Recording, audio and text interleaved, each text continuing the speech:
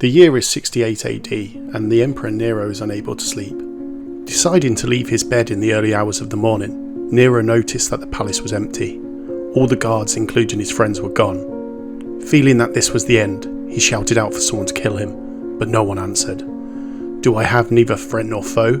cried the Emperor. Still nothing, just the faint echo of the Emperor's voice bouncing off of the walls and down the hall. The Emperor decided to leave by sneaking out of the palace and finding refuge in a villa outside of Rome with a few slaves. Nero ordered them to dig his grave, while he constantly repeated, "What an artist the world is losing." After some time, a message arrived at the villa, stating that the Senate had declared that Nero was now a public enemy, and when caught would be beaten to death. Upon hearing this, Nero tried to repeatedly kill himself, but could not muster the courage, until at that dreaded moment, when the soldiers were at the door, Nero stabbed himself in the throat.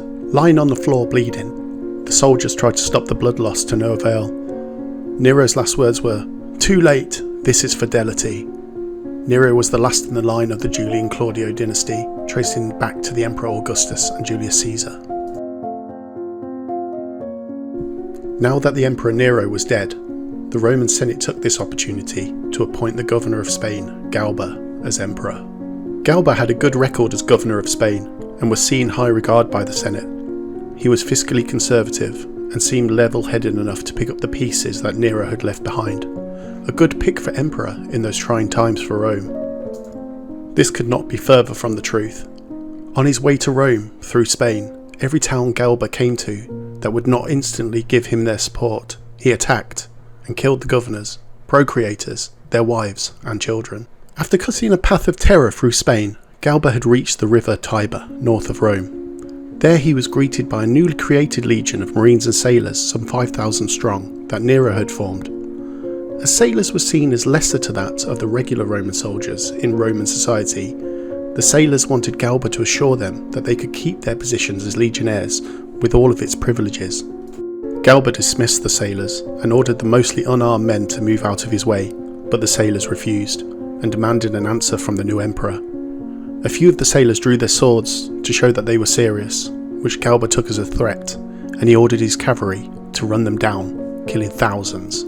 Galba ordered that the survivors were to be decimated, an old practice which was seen as archaic and barbaric to the Romans in this period, where 1 out of 10 men were selected by lots and beaten to death by the remaining 9.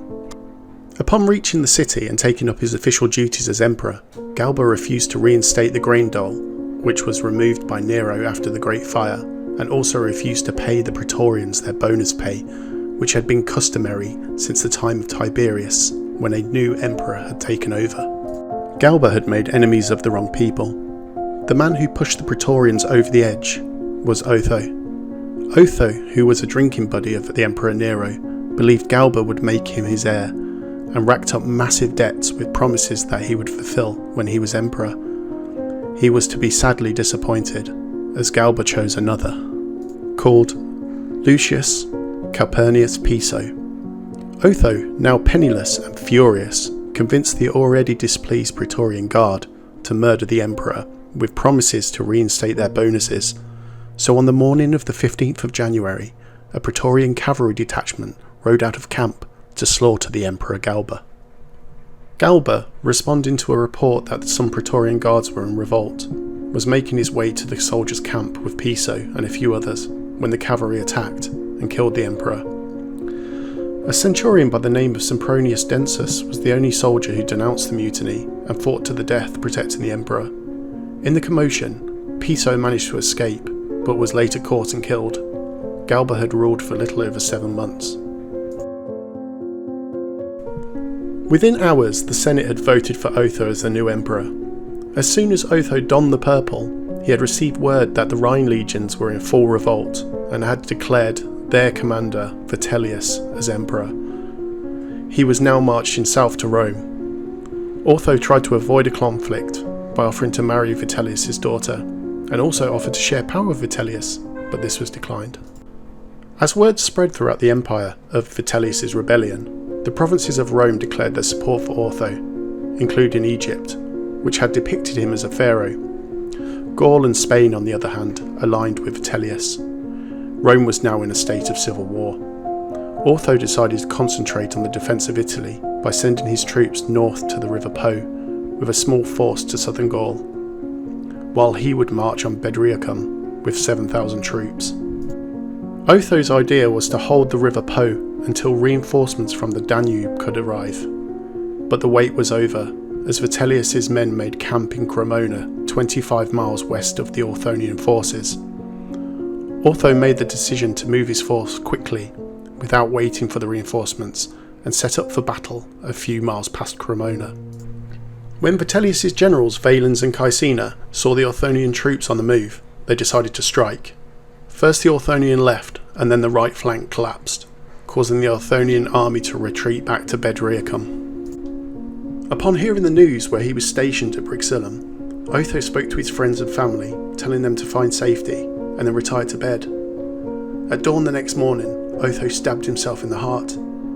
Some of his soldiers who were in disbelief at this heroic act threw themselves on Otho's funeral pyre. He had ruled Rome for just 3 months.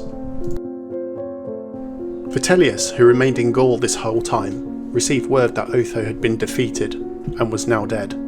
After a drunken party with Valens and Caecina, he made his way to Rome. On his way, he visited the battlefield at Bedriacum, remarking that the smell of a dead enemy is sweet, and that of a fellow citizen is sweeter, and then to the grave of Otho, saying it was a small grave for a small man. Once in Rome, Vitellius spent his time partying and going to the races, while leaving the day-to-day running of the empire with his 2 generals, Valens and Caecina. Meanwhile, the supporters of Otho, worried for their lives, sought a new leader to rally behind, and that person they chose was Vespasian.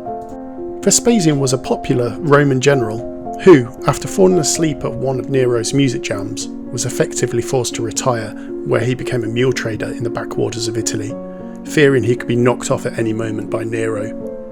Nero did approach Vespasian after some time, but not to kill him, rather to deal with the Jewish uprising in Judea, in which he brutally set about the task of putting down the revolt as governor of the province. Vespasian, on hearing of the troubles back in Rome, decided to march on Egypt in order to control the grain supply that fed Rome. Upon hearing of the growing support for Vespasian, Antonius Primus, commander of the 6th Legion stationed in Pannonia, declared for Vespasian and decided to march on his own volition to Rome with an army of around 30,000 men. When Vitellius learnt that an army under the banner of Vespasian was fast approaching Italy, he dispatched Caecina to meet them. Caecina and his much larger force came face to face with Antonius near Verona, although instead of attacking, entered into talks with Antonius. Caecina, realising that the whole empire was turning against Vitellius, decided to switch sides. When he relayed this information back to his men, they revolted and arrested Caecina. They then elected new generals and made their way to Cremona. Antonius pursued them, making his way to Bedriacum and setting up camp close to the same position as the Orthonians only a few months before. The Second Battle of Bedriacum was fought on the 24th of October and went into the night until sunrise on the 25th. The soldiers on Antonius' side had picked up a custom of waving and cheering at the rising sun while stationed in the east. The Vitellian forces, seeing this, thought enemy reinforcements had arrived, which caused their troops to rout, winning the battle for Antonius. Antonius' army now moved onto the city of Cremona and sacked it, and now headed towards Rome itself. With the downfall of Cremona and the defeat of his army, Vitellius dispatched Valens to recruit troops from Germany and Gaul, only for him to be captured and beheaded. Knowing that this was the end, and with further defections taking place, Vitellius decided to negotiate with Vespasian's elder brother and city prefect, Titus Flavius Sabinus, who was living in Rome at the time. Vitellius was offered a comfortable retirement and a villa in Campania if he were to step down as emperor willingly. In a formal announcement in the Forum, Vitellius stated his intention that he was stepping down as emperor. This did not go down well with his Praetorian Guard, who effectively arrested the emperor and marched him back to the palace.